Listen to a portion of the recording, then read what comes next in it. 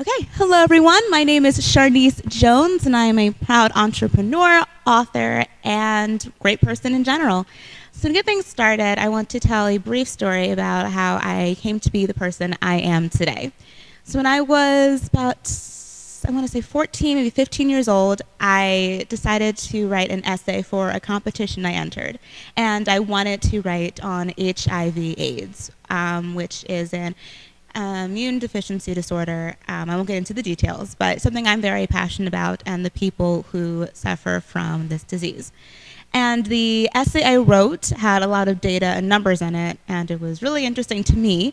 But I like statistics. I think those are fun. But I recognize that not everyone likes those, and that can be boring for a lot of people.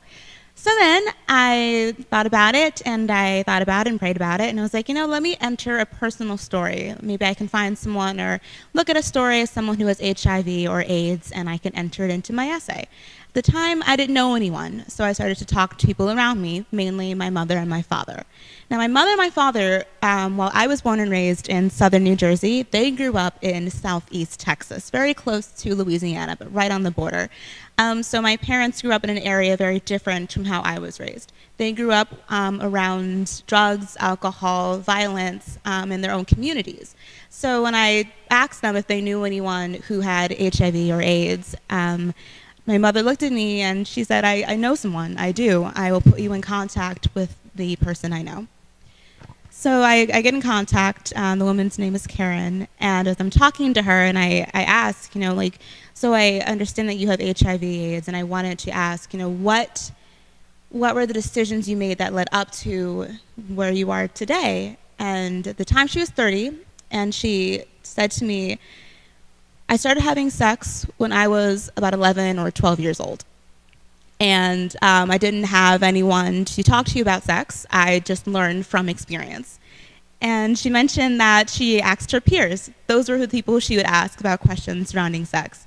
And her peers would give her all sorts of incorrect information, but they were her friends. Why wouldn't she listen to her friends? And she mentioned that her parents weren't around to answer any questions she had about sex either. So what she learned from her friends or through experience. And in addition to that, her low self-esteem. She did not believe in herself. She didn't believe that she had anything else to offer other than what was, at the time, just her body. So in hearing that, at the time, I was, however what I was, my brother was, and when 11 or 12 years old, my brother was 11 or 12 years old. And to hear her tell me that her decision-making leading to HIV started when she was the same age as my younger brother, that hit me. That hit me very, very hard. I consider my younger brother to be one of my best friends now and back then.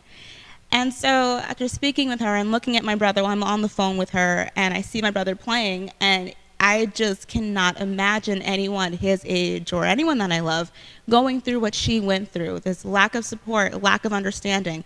And I thought to myself, gosh, there has to be something that I can do to make a difference in the lives of people his age, younger, and people around me, older or whatever. Like, there has to be something I can do.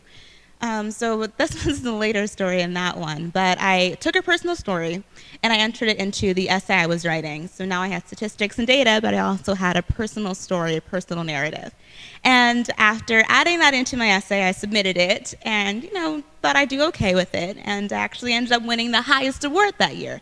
I got a gold medal for my essay, and I was so proud of myself, and I was like, yay, I did great. And I was, willing to just be like, all right, that's good. I did a thing. I am completely done with it.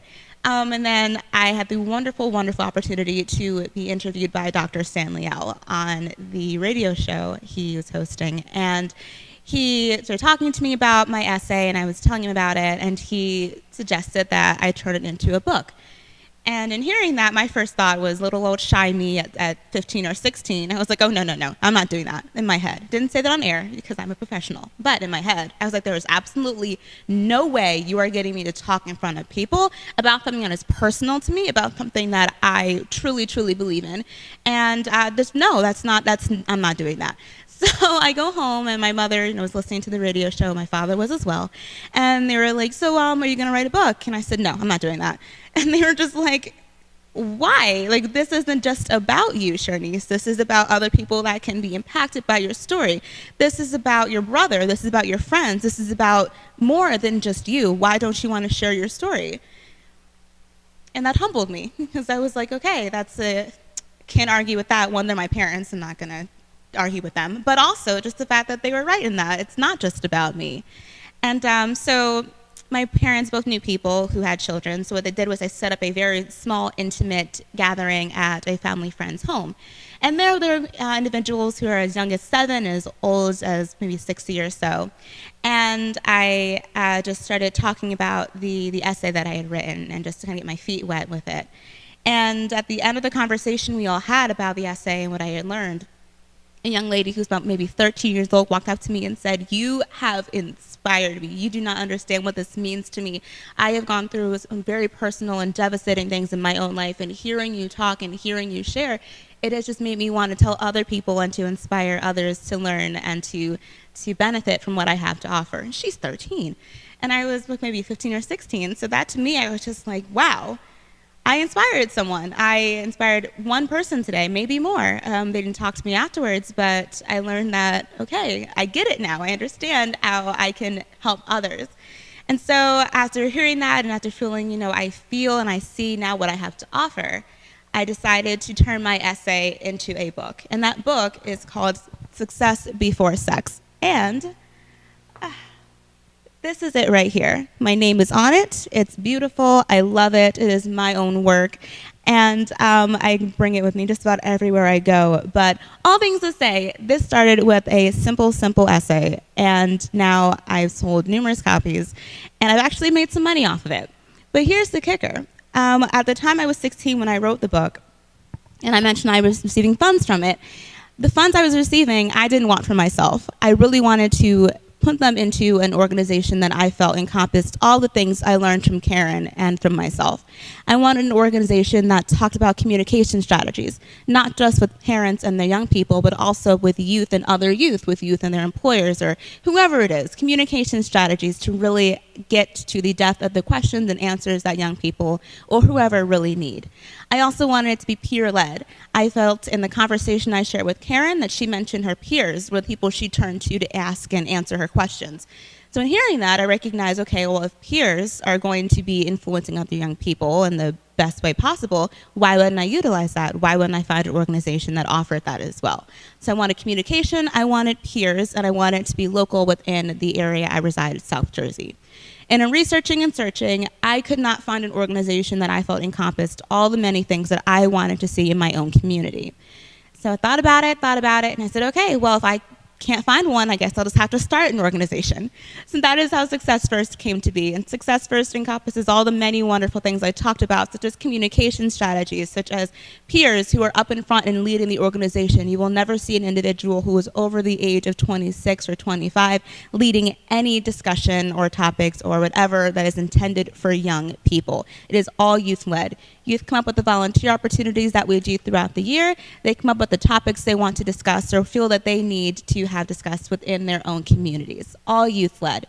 And I've had my nonprofit for about 5 to 6 years now, and it is ever strong. We have an annual event in June, Let's Talk, Listen, and Bond, which again encompasses all those wonderful, glorious things I talked about. And at events such as these, I have the opportunity to meet other young people, either my age or younger, and encourage them to do what I did or whatever determines whatever they feel is success in their eyes. So I had the amazing opportunity to talk with a friend of mine who had gone through a personal traumatic experiences of thoughts of depression and suicide. And in hearing her story, I was inspired. And she's around my age. And I thought, gosh, there's people who are older than you, younger than you, who could learn from this, who can hear your story. Because personally, I'm a huge mental health advocate. And one thing that the minority community, personally, I feel, is lacking in is attention to mental health disorders and taking them seriously. So when you have somebody who is upfront, a young African-American woman, who's willing to say that I struggled with thoughts of suicide, to me, I thought that can't be beat. Other people need to hear your story and be inspired. And what better way to do that than, again, to put that into an essay or to a book. And so she fortunately had an essay she wrote when she was in high school, and we revamped it, worked on it, and we actually turned that into a book as well. So myself and Janelle Wellens, who's a great friend of mine, wrote her book, When the World Was Upside Down. And this is a story on, again, her thoughts of depression and suicide. And I mean, I could go on and on about how amazing this is, but to be able to put your thoughts, what you've been through, your personal story into writing and then share that story with others, it is something that is an amazing, incredible experience. And I was so happy to have the opportunity to allow myself to assist someone share their personal story the way that I was able to share mine.